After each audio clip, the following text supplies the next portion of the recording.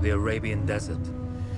A vast ocean of drifting sands and scorched, sun-baked rocks. Beneath these endless dunes, oil. The lifeblood of our new mechanical century.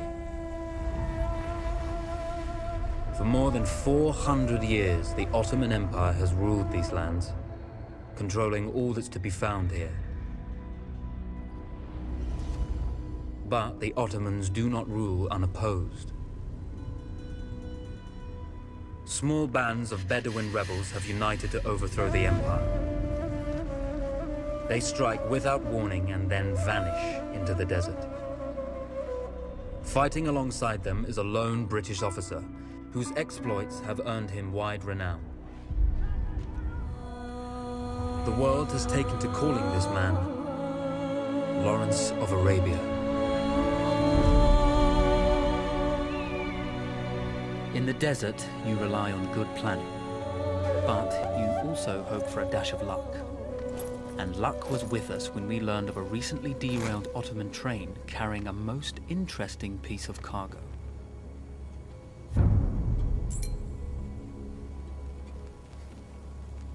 A small patrol had joined the Ottomans who survived the crash.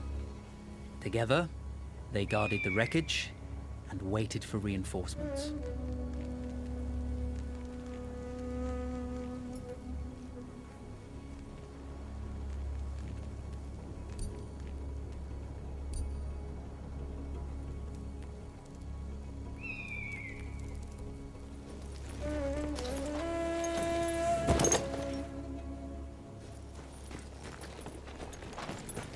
A lone fighter has just one advantage over a large enemy force.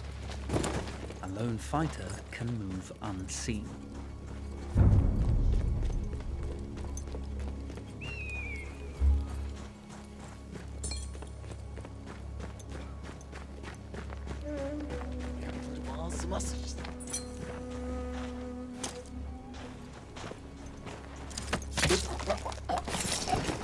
Though powerful and efficient, firearms would often attract attention. You had to be prepared for the Ottomans to respond in kind.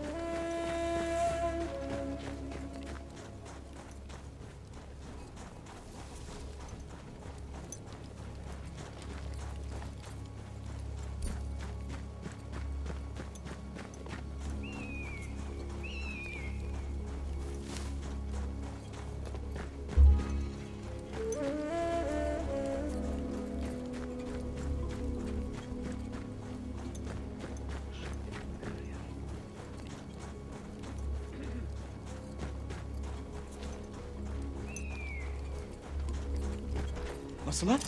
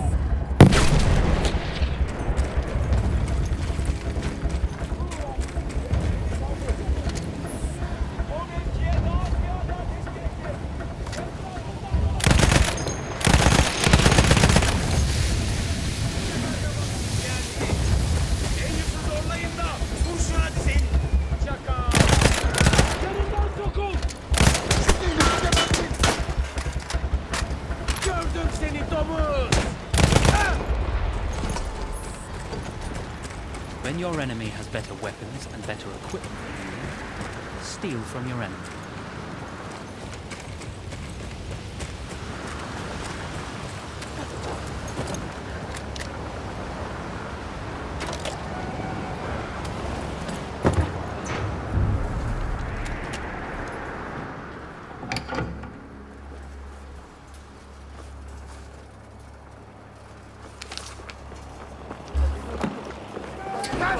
Niyetini bozma. Tamam.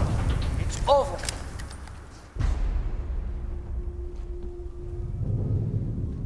Well, you did not think we would be fast enough to catch you here, did you?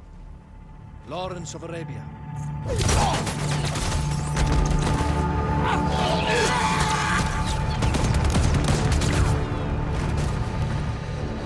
Actually, I was rather depending on it. Lawrence. Well, this is very clever. Now the hunter becomes the hunted. So who might you be? How enchanting you are, my dear. Ahmed. I'll show you enchanting. If it weren't for you, I'd be free. Free, is it? You'll be free when you're dead. And I'm happy to tell you, the Empire intends to grant you all this freedom very soon. Even now, an engine of destruction scours this desert, obliterating your allies, your families, your homes. Soon there will be nowhere to run. Nowhere to hide. Soon all that you know, and all that you love, will be ashes. You will all be free to die. Oh, you animal! Zara.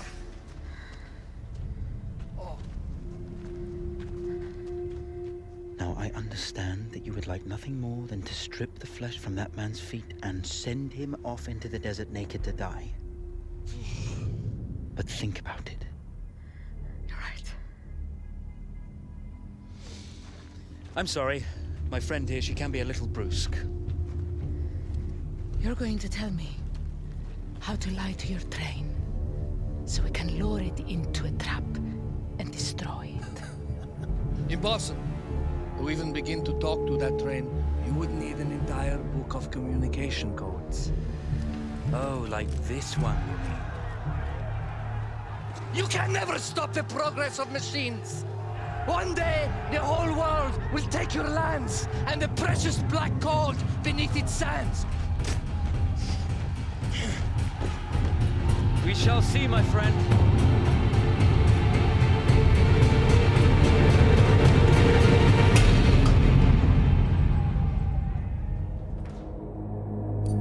Of course, obtaining the codebook was not enough. To destroy this Iron Dragon, this Canavar, as the Ottomans had named it, we had to send it 3 encrypted messages telling it to stand down. There were Ottoman outposts scattered along the railroad tracks. The commanders there carried high-priority message capsules. We had to use those to send our orders. Infiltrating the village wouldn't be easy. A full detachment of Ottoman soldiers had occupied it. The Ottomans had chosen an isolated location for their desert outpost. It seemed lightly defended. It was also well stocked with arms and equipment. The ancient ruins were all that remained of a civilization now lost to time. The Ottoman Empire brought in the modern world with a host of armored vehicles and field guns. 3 commanders to eliminate, 3 personal message capsules to be stolen, and then sent with our false orders. How Zara tackled this dangerous and audacious mission was up to her.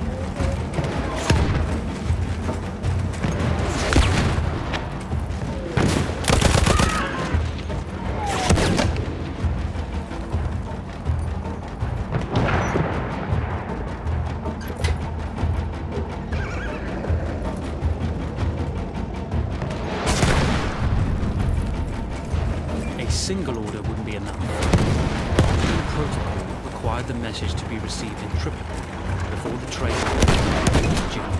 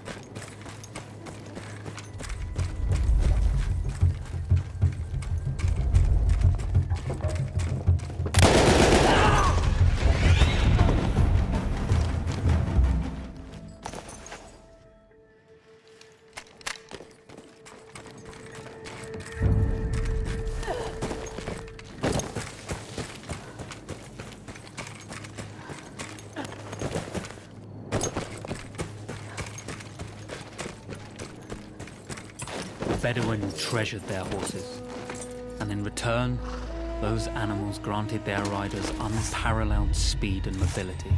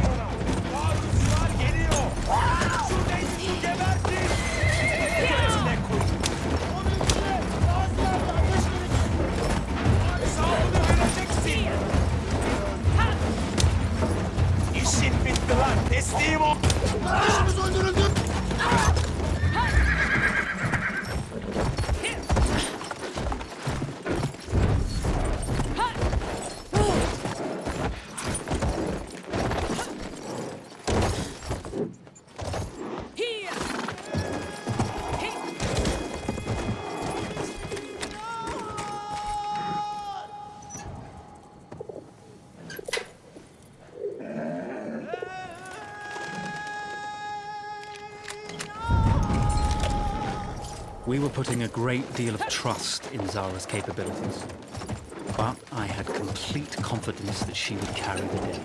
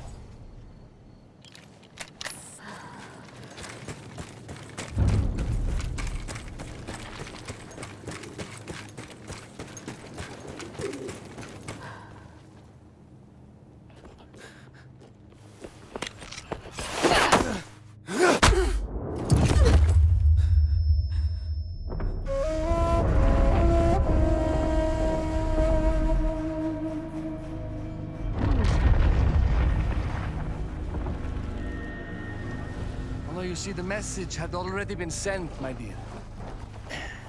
Not the message you would have wanted. Elorens was such a good host. It almost seemed rude to escape. I made sure to note the location of Lawrence's camp, of course. Which means... the train knows too. Twice, you told that train everything was clear. But... I told it exactly where to attack.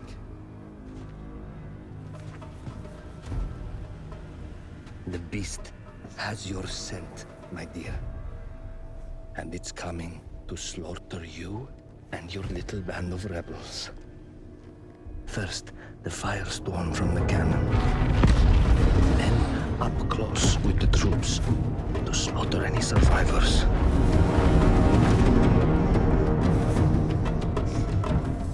The legend of Lawrence of Arabia dies tonight.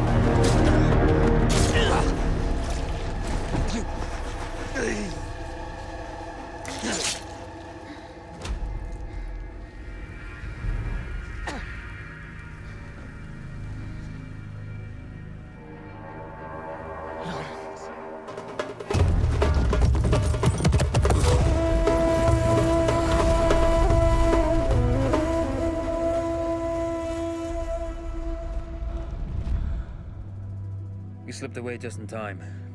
Tilkitchi was a fool to think we'd ever stay after he escaped. The Canavar won't stop hunting us. No, it won't. Let me think. The train's coming a long way. So it'll have to stop to take on water. That's where we strike. Agreed. I'll deal with any sentries, then rig explosives on the track. Yes, and I'll rally our fighters. When I blow the lines, the train will be trapped. So when you hear the blast, you need to attack them with everything you have. It's good. But you know that there's a chance the men may not come. You may set off those explosives and find you're out there all alone. You know that. I guess I won't know either way until I set it off.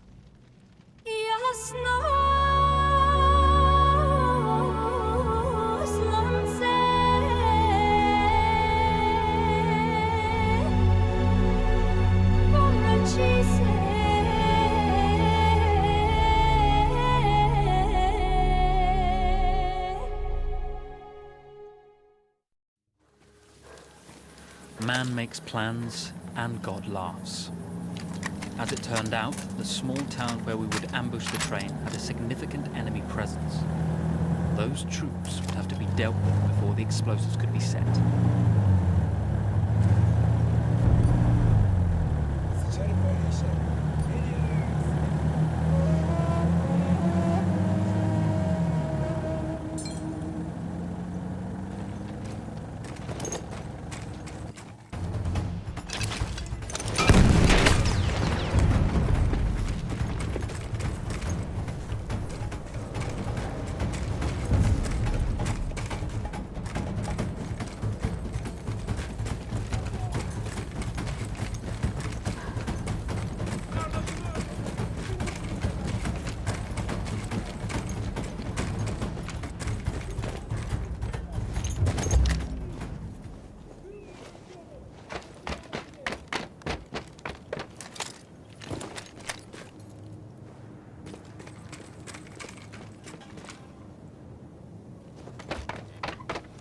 Once Zara secured the town, the trap could be set for the arriving train.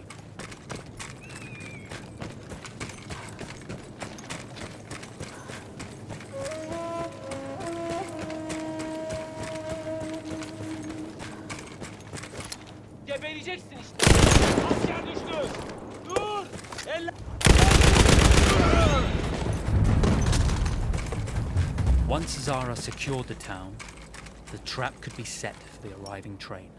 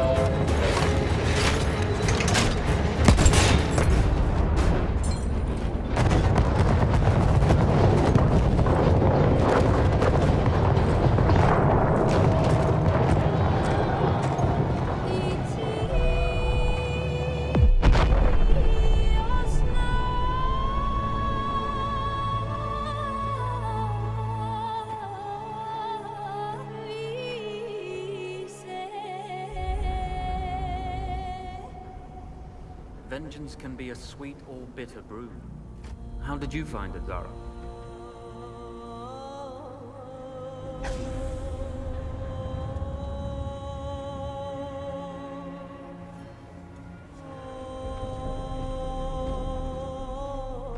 And you're right, we do need to think bigger, act bigger. Maybe even the Suez Canal.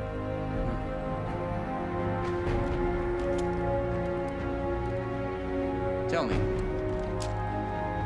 what do you know about battleships?